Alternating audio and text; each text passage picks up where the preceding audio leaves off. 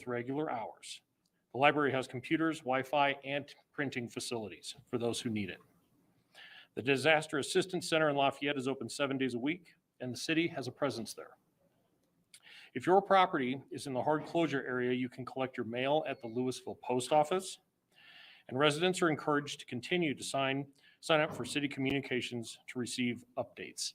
And again, more information is available at louisvilleco.gov/marshallfire, or residents can also call 720-824-3100 with more questions.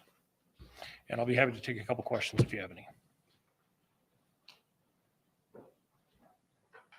On the first day of the fire, you guys had other fires over in the county and other issues going on with semi-trailers being blown down. Can you kind of talk about the chaos that was going on and just how your resources were spread pretty thin? Yeah, it was a trying event for all first responders, of course. The winds were in excess of 100 miles per hour, so that made it difficult not only for emergency response, but for people responding to the emergency and equipment. So yeah, it was a fantastic challenge. Did that pull resources away from responding to the Marshall fire, or was it kind of difficult? I know both fires were on foothills, so I wonder if there's any confusion there. No, we had all resources dedicated to the event as a whole. So as it was unfolding. Any other questions? I have a question about the winds today. Yes. Not as strong, but strong winds today. What is different with what you're experiencing weather-wise today than what we saw last? Well, I think just the intensity of the wind is a little bit different today. It is present. It is out there. We understand we have more snow coming in, but on Thursday those winds were in excess of 100 miles per hour, and we're not seeing that today, thankfully. Are you able to answer any questions about just the fire response at the beginning and like how all of that was coordinated and how quickly which crews arrived and when? I would have to refer you to the fire authorities for that. I really can't speak to that. All right, thank you very much.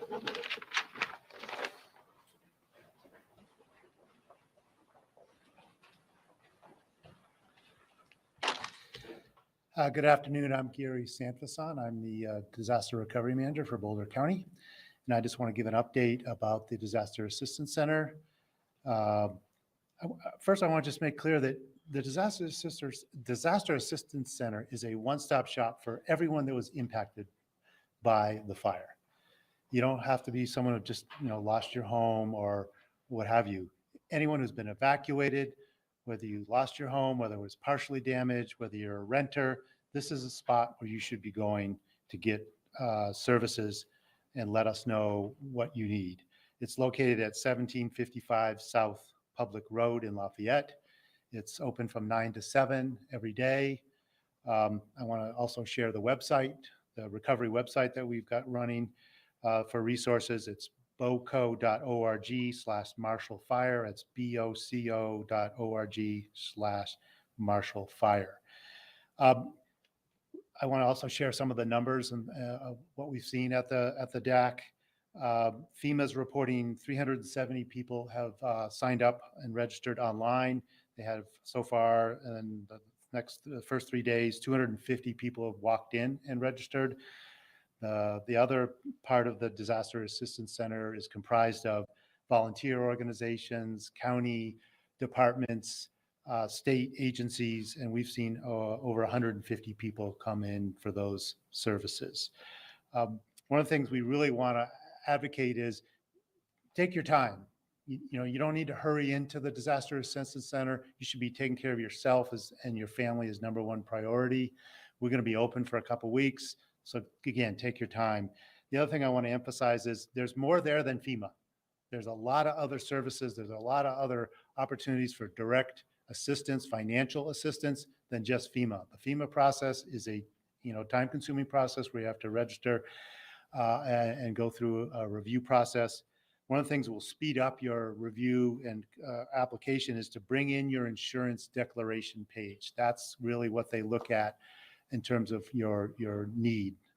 But again, please do go to the other side of the Disaster Assistance Center because there are a lot of volunteer organizations that will help There's financial assistance for everyone that was impacted by this fire.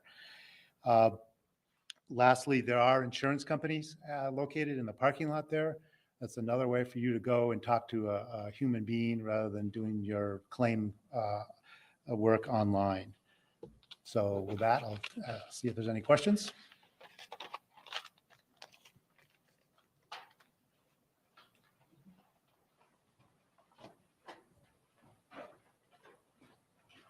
Hi, good afternoon. I'm Jocelyn Fankhauser, and I'm an emergency manager in Boulder County. And I wanted to talk a little bit about the volunteer and donation side of what's happening in the county. The message I like to convey is please do not bring your donations, your physical items, to any location within the county right now. We will be having a nonprofit setting up a donation site where you can drop all of those items off, where they'll be made free and available to anyone who is affected. But right now, we don't have that site set up. We don't have the ability to store those items. And it's causing some problems in some places. So just wait, that location will be advertised to everyone. If you would like to sign up to be a volunteer, go to coloradoresponds.org. You will sign up for a newsletter, and all available volunteer opportunities will be posted there. Many of the nonprofits that will be coming and helping people rebuild their homes will need volunteers. They just don't need them right now. Also wanted to note that at the Disaster Assistance Center, food is available. The partnership between the Salvation Army, the Red Cross, and the Southern Baptists are all providing food to anyone who wants to come. So if you are affected in the community and you want to just come and sit down and talk to your neighbor, come and get some food, attend the DAC inside, but know that that's available to you. I'm hoping that Operation Barbecue will be setting up for food as well in the near future. And that's my update for today. Any questions? Thank you.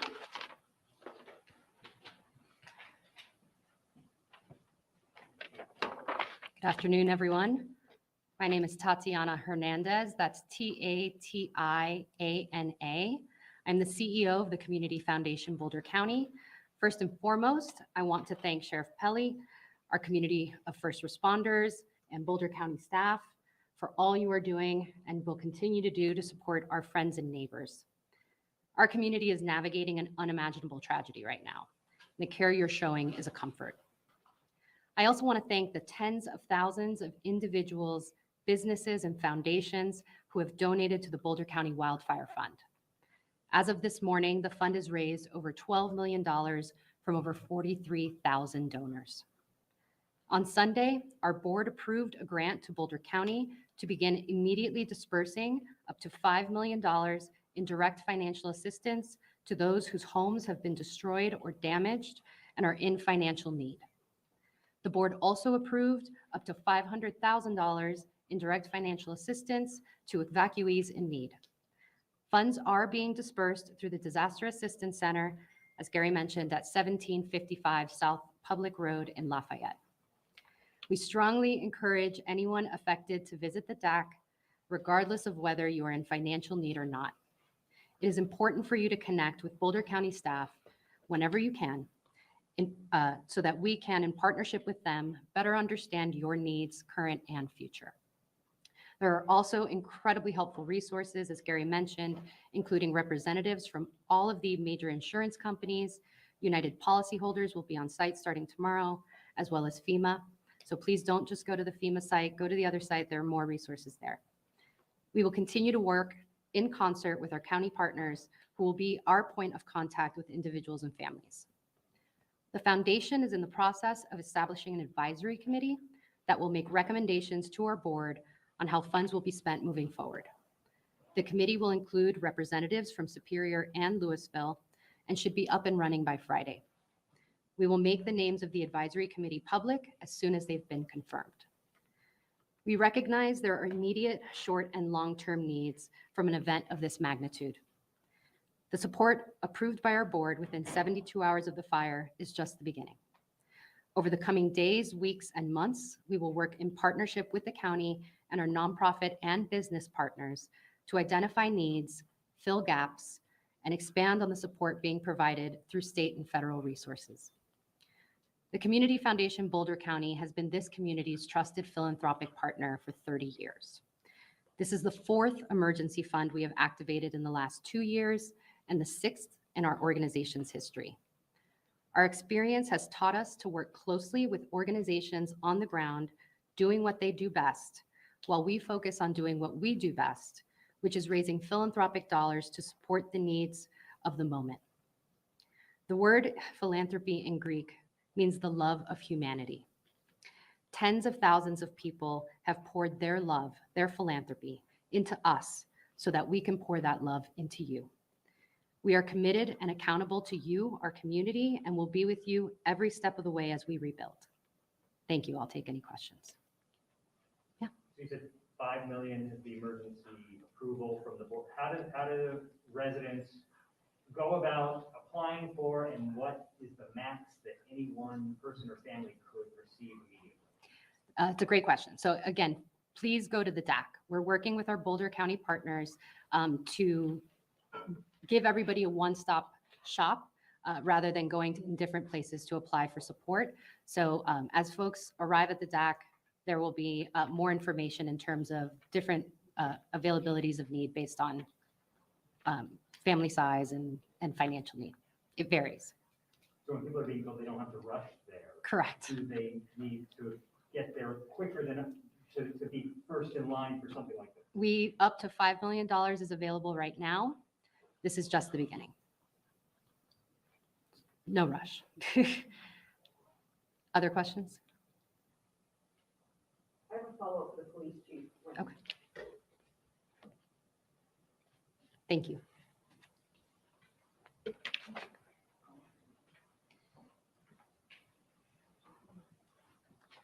Good afternoon, everyone. Once again, Alice Jackson with Excel Energy. It is good to be with you again this afternoon. I'm here to update you on the status of the electric and the natural gas restoration. As I have over the past couple of days, I'll first start with the electric side of the business, and then I will move to the gas side of the business. I'm happy to say that we've made tremendous progress on both sides. From the electric side of the business, I am very happy to say that outside of the burn path, primary storm restoration wrapped up last night, and our electric emergency operations are complete in this area.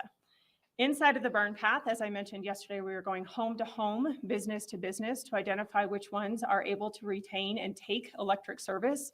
At this point in time, we are complete with the assessment, and we have restored service to those that are outside of the evacuation areas, and they are able to retain and take service. For those that remain inside of the burn areas, or those that need restoration or other improvements made to the facilities in order to be able to take electric service, we will continue to, and we look forward to working with each of the individual residents and the businesses in order to restore that electric service to those customers.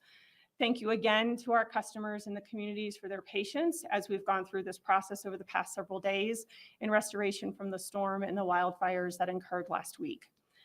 Now moving over to the gas side. Once again, I am pleased to be here today to say that 10,000 of the 13,000 customers that were originally interrupted on gas service have been restored as of right now. It has been a pleasure to be able to work through the field and to collaborate with the communities and the customers to get the restoration done in an expeditious manner. We have roughly 700 crews in the field for the gas services today, and they continue to work through the neighborhoods and the homes and the areas that have been impacted to restore that gas service to those customers.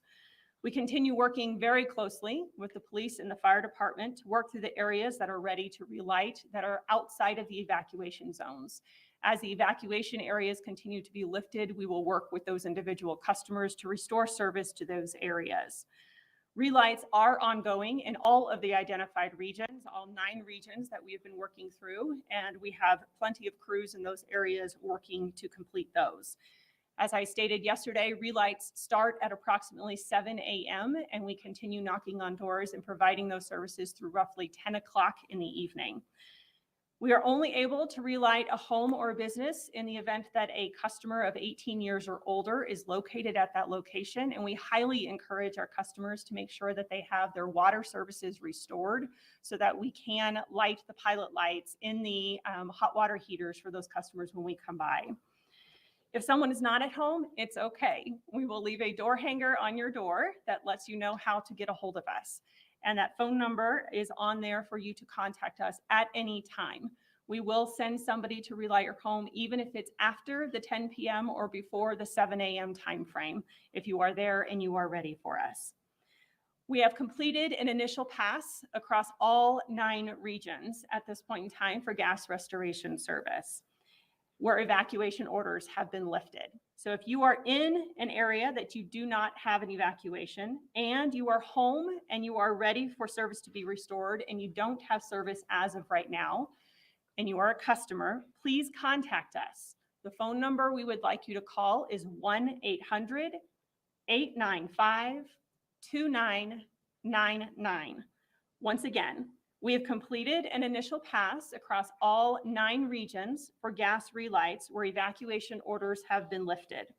If your evacuation has been lifted and you are at home and ready for us to restore your gas service, please contact us at 1-800-895-2999. Last but certainly not least, our space heater handouts have continued into today, and they will continue through roughly 6 o'clock this evening at the single location of the YMCA in Lafayette. At this point in time, we've handed out just over 20,000 space heaters to our customers in order to help them through the process that we have here.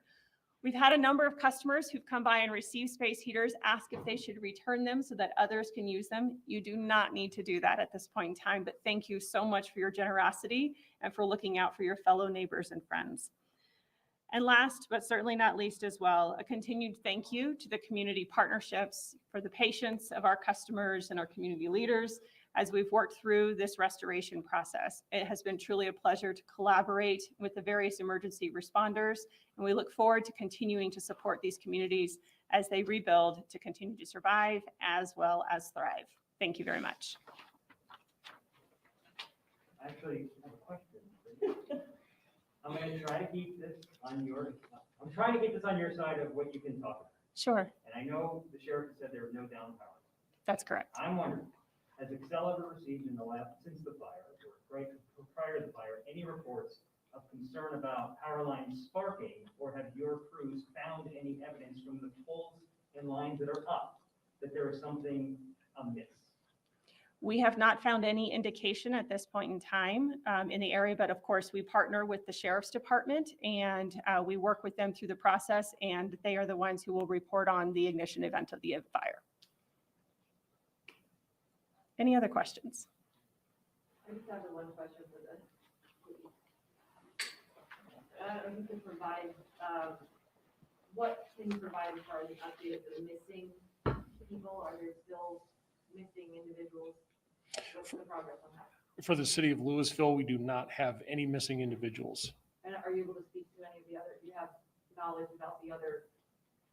I don't. For Superior or the Marshall area or unincorporated Boulder County, I'd refer you to the sheriff's office for that information. There's no one here currently from that, right?